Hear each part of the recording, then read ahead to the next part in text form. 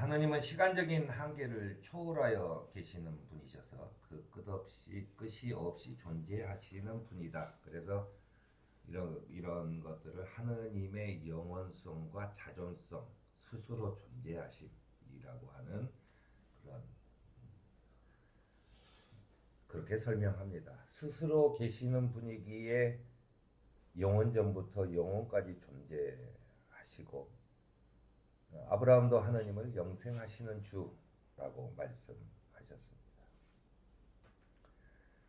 하나님은 존재만 영원하시는 게 아니라 그 성품 또한 신실하시고 변함이 없으시다라고 하는 겁니다. 한 번 하신 말씀은 어기지 아니하시고 한 번 하신 약속은 반드시 지키신다.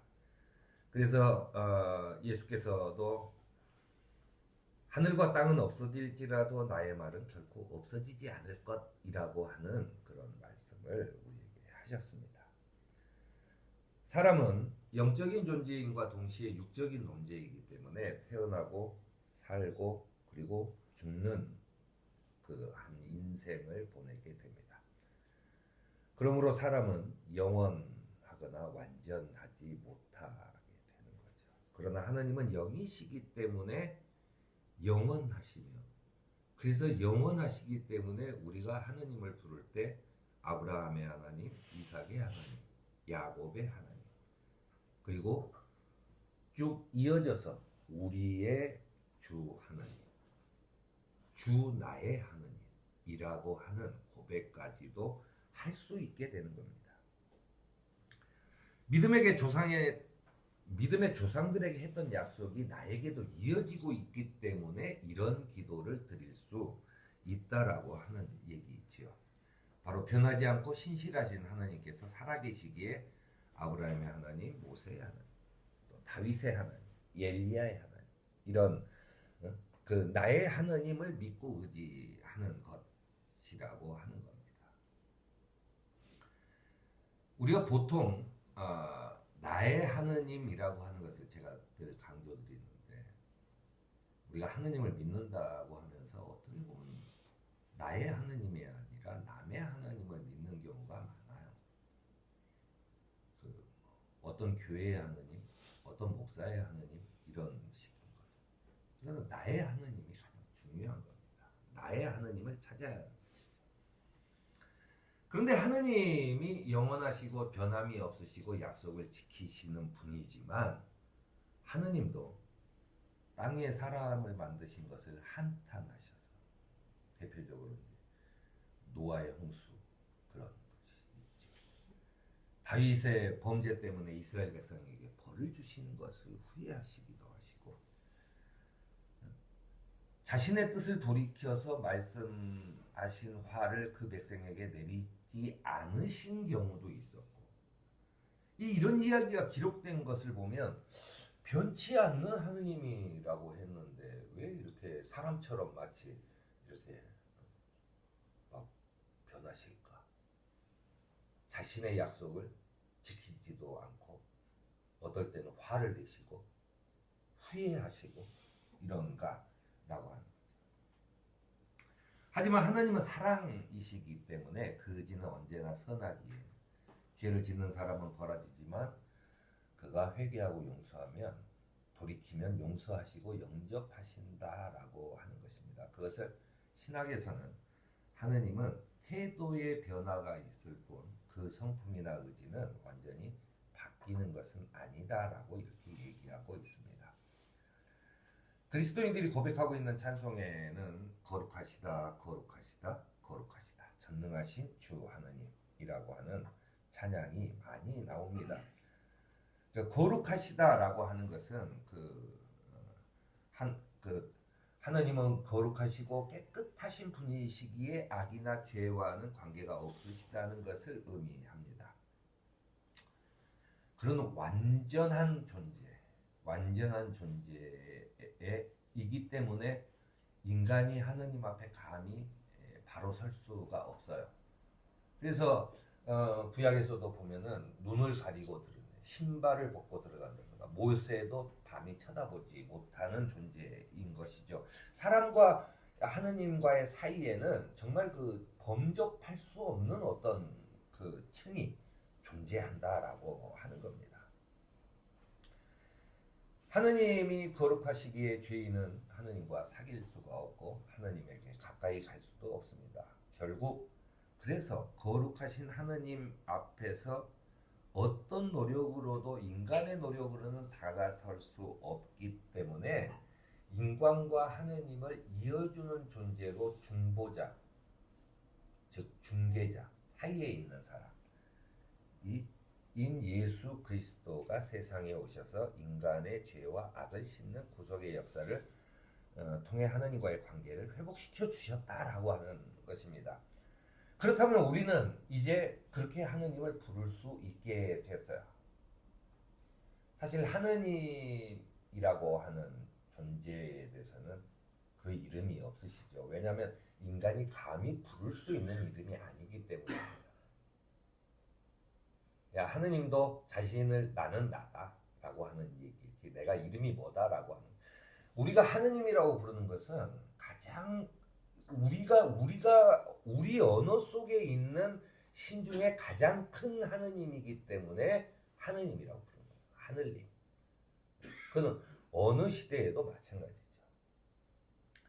그래서 그 하느님을 중보자인 예수께서 우리를 하느님과 연결을 해주셨기 때문에 우리는 하느님처럼 거룩해질 수가 있는 겁니다. 그게 중요하죠. 그것을 거룩해진 사람, 이 사람은 주일날 새 옷을 입고 성경책을 옆구리에다 끼고 그리고 고개를 떳떳이 세우고 그렇게 그리스도인인 척 그렇게 다닌다고 거룩해지는 건 아니에요. 거룩하다는 것은 속사람, 즉 내 영혼이 거룩해져야 하는 겁니다. 그리고 모양으로 나오는 게 아니라 거룩함은 그 사람의 태도와 행실에서 나와요. 모양은 형편없을 수 있어요. 뭐 타고난 자기의 그 신체적인 조건이 있죠. 그건 바꿀 수 없어요. 뭐 아무리 노력한다고 해서 잘 꾸민다고 되는 것도 아니고 성형을 한다고 거룩해지는 것도 아니라는 거죠. 다만 태도와 그 사람의 행실은 그 사람의 마음 속에 있는 것들이 나오기 때문에 그 사람의 행실과 태도를 보면 저 사람은 속 안에 신앙이 있고 저 사람은 속 안에 거룩함이 있구나라고 하는 것을 우리가 알 수 있게 된다는 얘기입니다. 그래서 사도 바울도 여러분 안에 이 마음을 품으십시오. 그것은 곧 그리스도 예수의 마음이기도 합니다라고 얘기해요. 이 그리스도의 마음을 우리가 품어야 돼. 그래야지 내가 모양은 좀 볼품이 없을지 몰라도 내가 하는 행동은 내가 하는 행실은 모든 것들이 거기에서 그리스도와 같은 행실이 나온다는 얘기입니다. 그래서 그렇게 그리스도와 같은 행실을 하는 사람들이 모여서 거룩한 무리들이라고 해서 성도라고 부르게 되는 것입니다. 그래서 내가 거룩하니 너희도 거룩하여라 라고 하는 하느님의 말씀이 비로소 이루어지는 사람들, 그 사람들을 성도라고 한다라고 하는 것입니다. 우리가 늘 거룩하게 살기 위해서는 우리 마음속에 항상 지금 여기에 주님께서 나와 함께 하신다. 지금 여기에 주님께서 나를 보고 계신다 라고 하는 마음을 품으면 내가 자연스럽게 해요. 자연스럽게 나와.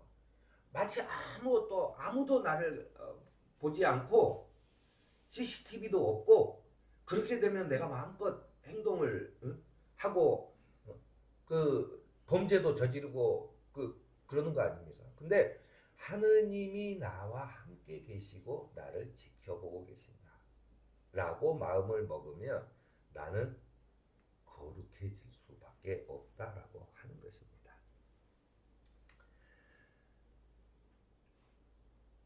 성도를 보호하고 인도하기 위해 우리에게 오신 보혜사 예수께서는 또 특별히 보혜사 성령을 우리에게 보내주셨어요. 그러니 예수님의 마음을 품고 있지만 내 주변에는 나와 함께는 늘 성령께서 함께 하신다라고 하는 마음을 품고 있다면 우리는 그분의 주시는 그 생명의 원천, 우리가 인간은 나약하기 때문에 이 생명의 기운을 받지 않으면 바로 죽을 수밖에 없게 됩니다. 근데 살아있는 그분의 성령의 기운, 이것이 우리에게 계속 양식을 보내주기 때문에 우리가 살 수 있다라고 하는 것을 생각하고 살아야 한다는 얘기입니다.